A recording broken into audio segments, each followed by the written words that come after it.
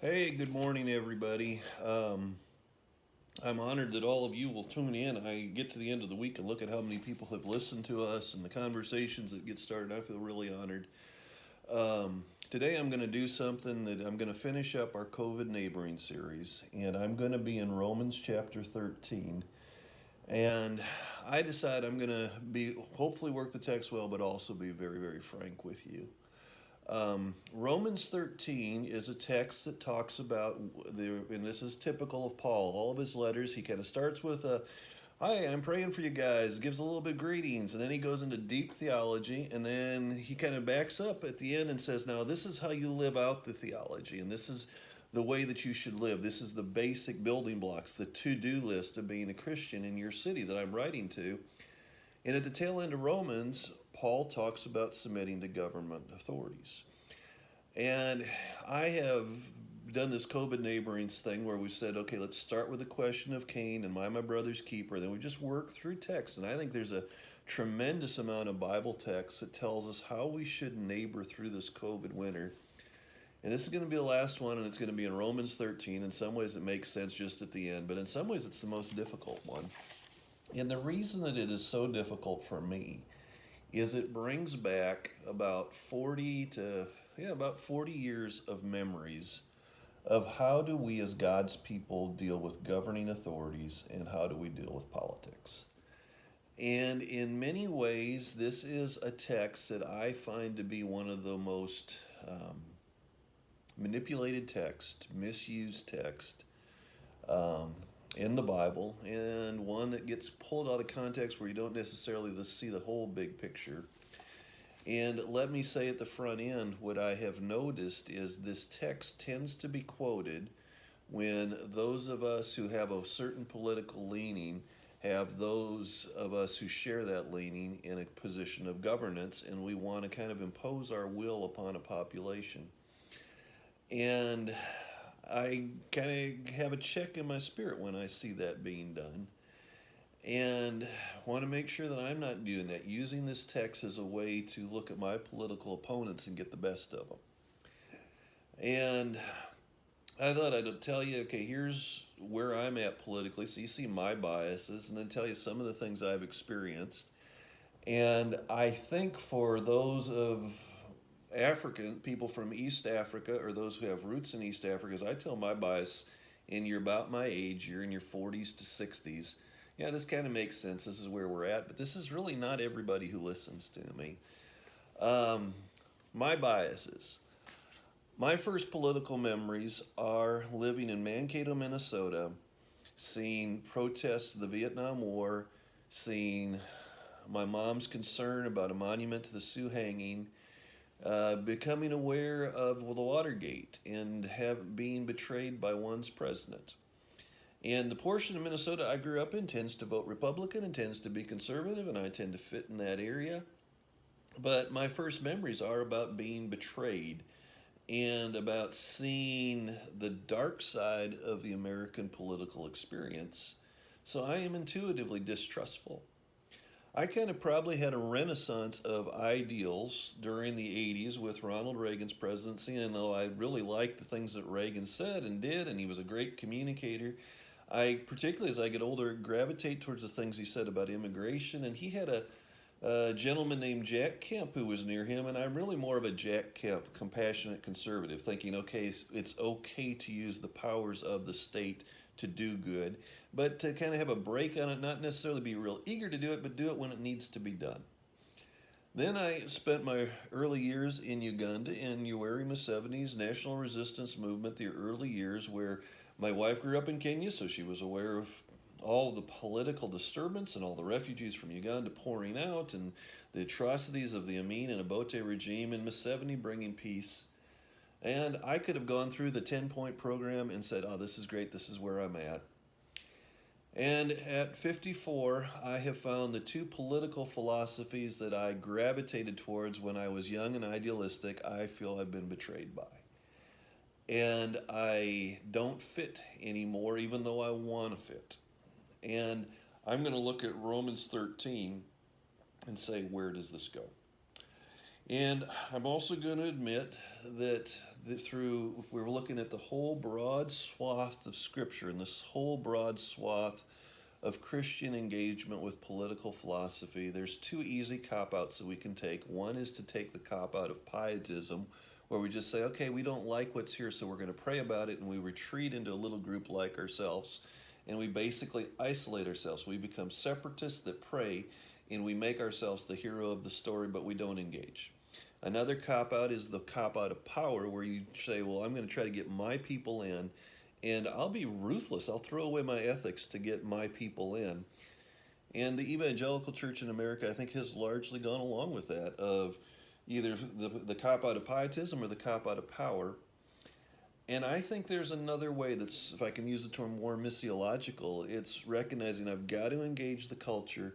I've got to have an open Bible. I've got to have an open newspaper. I'm going to do some things that at times are going to be negotiating with evil, but I'm going to try to bring good out of it, and it's messy. And I kind of want to live in the messy place. Now, let me read the text and then make some comments and then kind of give some practical guidance, because with this season of COVID, there are a lot of government agencies that are saying, okay, here's the guidelines, here's what you're going to have to do. And I've got friends in Rwanda right now where the guideline is saying, okay, the country's on lockdown.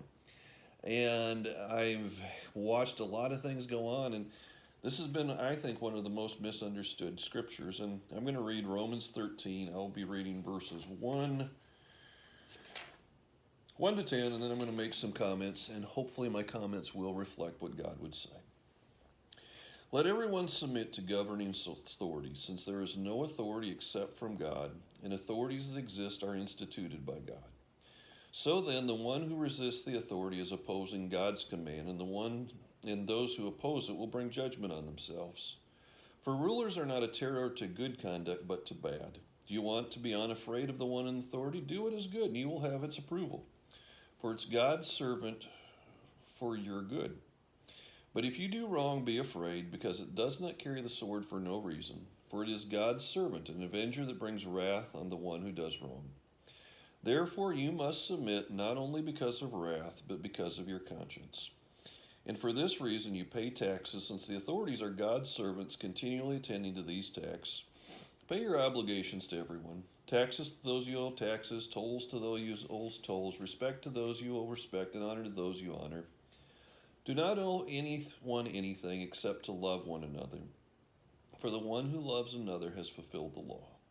The commands, do not commit adultery, do not murder, do not steal, do not covet, and any other commandment are summed up by this commandment: love your neighbor as yourself. Love does no wrong to a neighbor. Love, therefore, is the fulfillment of the law. Yeah, I read through this and my memory's still just overwhelming memories. Wrestling. And trying to make sure in doing this I honor God. It seems to me that Paul is writing as a messenger of God, and the things he's praying about, he is praying for Roman governance to be good so that the gospel can be spread. He's praying for peace. And he's encouraging those who have become followers of Jesus to submit to governing authorities. But if you read through Acts, you'll find at times where he will stand in front of a governing authority and confront them in sin and call out untruthful behavior and be willing to go to prison because of what he has seen as untruthful behavior. So Paul seems to himself be wrestling with this, if you're looking at the big picture of what he's doing. But he does see that the governing authority has authority, and he uses the terms of wrath to bring upon judgment. And it's for the good of our whole community. And Paul encourages us as believers to do our fair share, to be agents of justice, to pay our taxes. And if you're in the United States and our tax season is just about to open, that means, filling out your taxes, being honest, counting the right numbers, giving the government what it owes. It talks about paying our tolls if you drive in a state where you have tolls. It says don't owe anyone anything except to love one another. And then he walks through these old commandments of do not commit adultery, do not murder, don't steal, don't covet, all the commandments, and he sums it up in love one another. And we talked about this of, there was this question, am I my brother's keeper? And I think the Bible clearly said yes. And then you get into the Pentateuch and you have all of these laws that are basically saying governing authorities should put in place a policy framework so that justice and mercy is balanced. And we do things like we protect life. And it's not only not murdering somebody, it's taking care of your ox and your property and everything that's in your possession so that you protect life.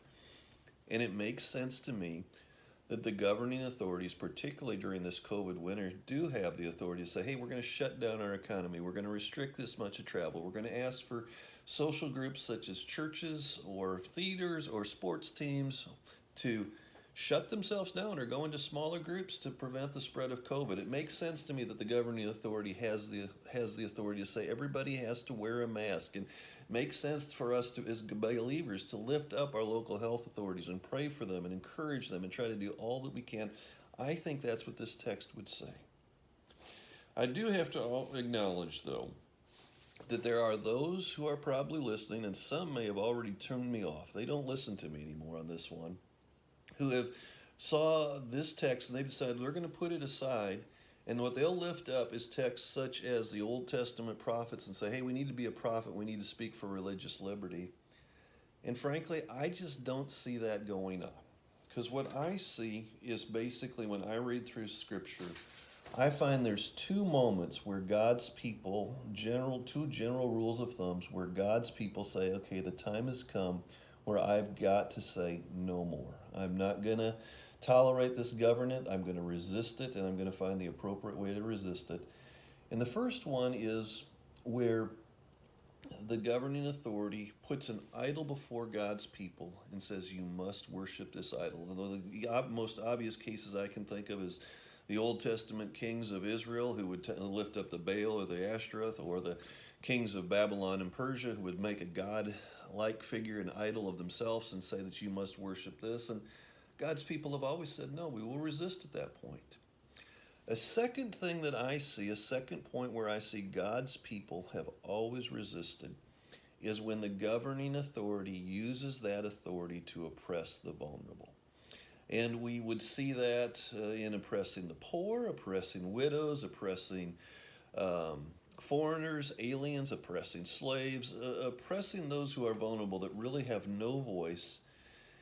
I think if that of a governing authority is doing that, then I think that's the point that God's people resist. And we would see that in efforts like what Martin Luther King did to the civil rights movement. And I would even be willing to say at times we're going to have to wrestle with theologians like Augustine's just war theory. And sometimes it might even be violent resistance to an oppressive government that is the way of God. But for most of us living in the season of COVID neighboring, what we are being asked is what Paul brings the closing point of: do we love our neighbor as we love ourselves? And if we love our neighbor as we love ourselves, we are very willing to make great sacrifices for our neighbor. And it will mean things that this COVID winter has brought, of delaying gratification, of not forming social groups that have large numbers of people, of retreating into small groups of intimate care, but not going out and having a lot of social interaction. It's wearing a mask. It's doing all of the things that we can do to keep our community alive and healthy and delay the spread of COVID until this vaccine takes away this COVID winter. And I honestly think this, we're in a delightful season. When our children grow old, they're going to talk about this COVID winter, and they'll have memories of it that I think will be similar to a Sabbath or Jubilee year where we all got to retreat and had some intimacies that we hadn't had before. Well, again, I've seen a lot of folks coming in, listening to me. I feel very honored that you've listened and given me your time. Next week, Jan and I are going to start a new series talking about what do we do as God's people, as the church, as we come back after this COVID winter, and what should we be looking for, what should we be doing, and kind of put our eyes on the future of what God will be doing in the future. Thank you so much. I'm honored that you've listened to me. Go with God this week. Bye-bye.